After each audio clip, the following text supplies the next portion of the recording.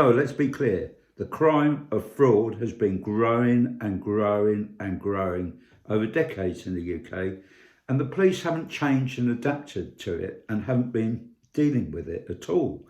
It's been dreadful. And the public haven't really wised up to it, and respective governments haven't dealt with it either. And the police have been stuck in their ways, and politicians have been talking about putting more police on the streets. But how's that going to tackle fraud? And the police haven't really evolved and adequately enough and been motivated to deal with fraud. And it's been growing, and it's absolutely dreadful. I mean, an estimated 4.2 million frauds per year, and some of them are massive.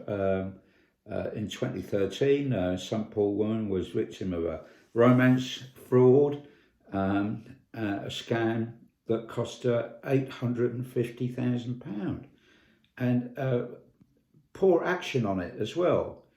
The Times went undercover into investigation to the Fraud Unit and found that the staff there were terrible.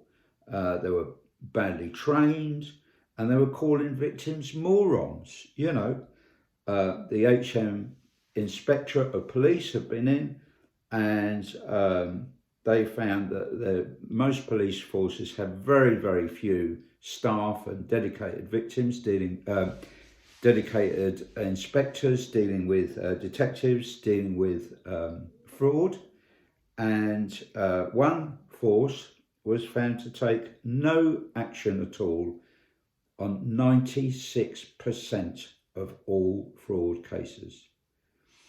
So in March 2026, this government, give them credit, I mean, I'm scathing about politicians and governments, but give this government credit where credit's due.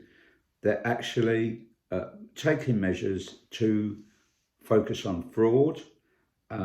It's been announced that there's going to be a 3-year fraud strategy, and that the government and have got the chief of police on board, the chief constables on board, that they're going to massively improve fraud investigations.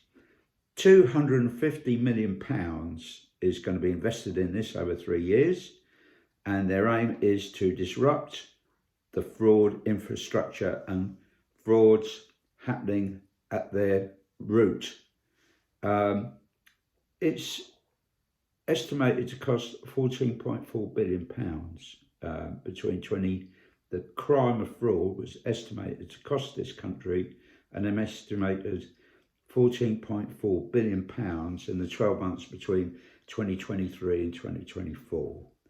So they're going to build a new fraud crime centre, and it's going to cost them £31 million. And they're going to make efforts to work cooperatively with other countries and to try and tackle the source of fraud crimes that occur, that start abroad. So let's see if it happens.